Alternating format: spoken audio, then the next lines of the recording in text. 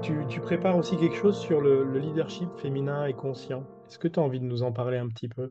Oui, je peux. C'est quelque chose que j'ai mis en place il n'y a pas très longtemps. Ben, la retraite de femmes, je dirais que c'est une immersion de 7 jours où on va aborder plein de choses différentes, hein. Le féminin, la puissance, les masques, enfin bon, voilà.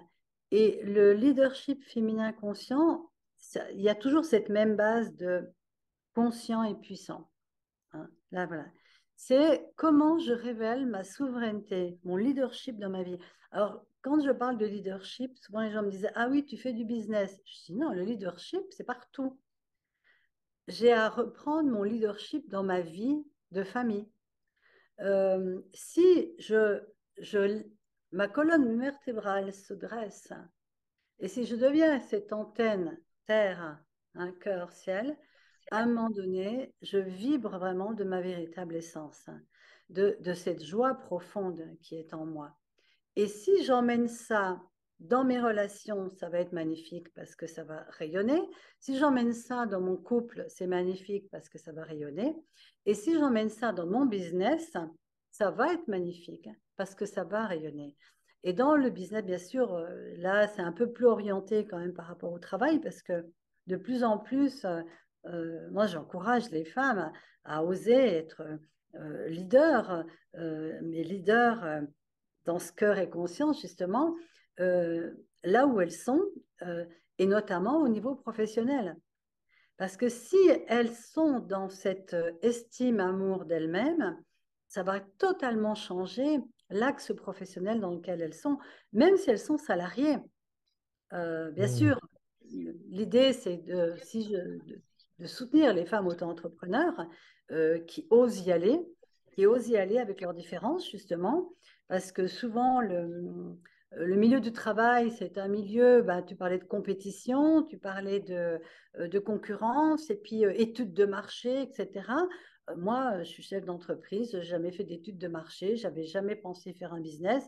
J'ai juste suivi ma joie, mon enthousiasme, ce que la conscience m'a amené de possibilités, et je l'ai fait. Et quand je fais ce que j'aime, ça s'expand.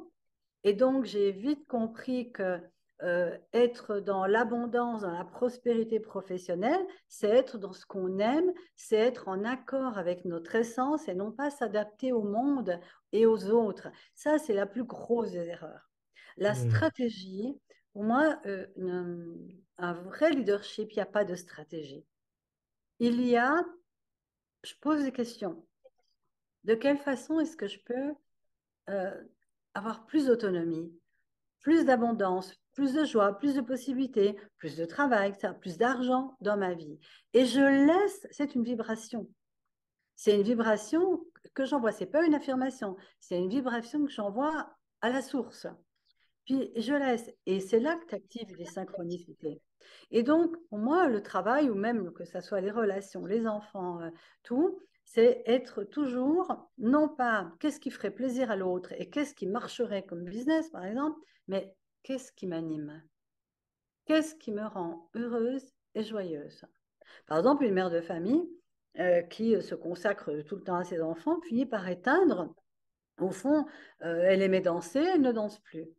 Et tout d'un coup, je lui posais la question, mais admettons que voilà, tout soit possible, qu'est-ce qui te donnerait de la joie? Oh, j'adore danser. Eh bien, choisis de te donner un laps oui, mais mes enfants, eh bien, tu vas trouver des solutions, il va y avoir, voilà. Et tout d'un coup, qu'est-ce que ça va faire? Les enfants vont râler, tout le monde, ça va foutre le bazar comme pas possible, parce qu'il y avait un équilibre où maman était toujours là. Bon, ça va faire qu'on va trouver des solutions, que le père va peut-être un peu s'organiser, ou la voisine, ou je ne sais pas quoi. La mère va assumer en espérant qu'elle ne change pas d'avis, parce qu'il y a beaucoup de femmes qui se sentent tellement coupables de s'occuper d'elle. Bon, admettons, elle va le faire, elle va se faire plaisir. Qu'est-ce qui se passe quand elle revient? Tout le monde en profite. Et Hmm. quelque part, c'est ça en fait. Faut arrêter quoi de se sacrifier. C'est fini ça. Le temps du Hmm. sacrifice est terminé et arrêtons de faire des éloges sur le sacrifice, hein. Le sacrifice n'est pas quelque chose de magnifique et de merveilleux. Non. À un moment donné, il va y avoir de la frustration, de la dépression et c'est pas un cadeau qu'on fait à qui que ce soit. Non. Pour moi, le vrai don, c'est celui qui déborde. Hein, quand on déborde, mais on ne le fait pas dans le sacrifice. On donne, on donne, on donne, mais c'est tellement joyeux, c'est tellement heureux. Eh bien, au niveau professionnel, c'est pareil. On vous dit, il faut faire comme ça, comme ça, comme ça, comme ça. Moi, j'ai jamais rien fait de ce qu'on m'a dit. Voilà. Je, en fait, oui, mais si j'ai pas appris ces bases-là, je n'arriverai jamais à avoir un bon business. Ah ouais? Comment tu crois qu'ils ont fait ceux qui ont démarré uniquement avec leur enthousiasme? On leur a dit qu'ils n'y arriveraient jamais. Mais combien à qui on a dit des choses comme ça, ils sont devenus des personnes extrêmement influentes, hein. Parce qu'à un moment donné, elles n'ont pas écouté les il faut et tu devrais. Et donc, ces histoires-là, c'est pour les personnes qui veulent fonctionner dans la forme, dans la structure. Mais quand tu es créatif, tu ne peux pas fonctionner dans la forme et dans la structure. Et qu'est-ce qui rend heureux un être humain? C'est de pouvoir révéler sa graine. On est venu avec une graine et cette graine, il faut qu'elle fleurisse. Et elle doit fleurir là où elle est dans le terrain qui lui permet de fleurir.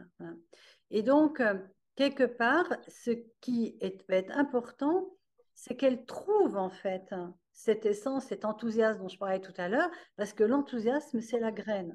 Voilà. Et à partir de là, en étant dans l'intuition, en posant des questions, il y a des solutions qui vont arriver.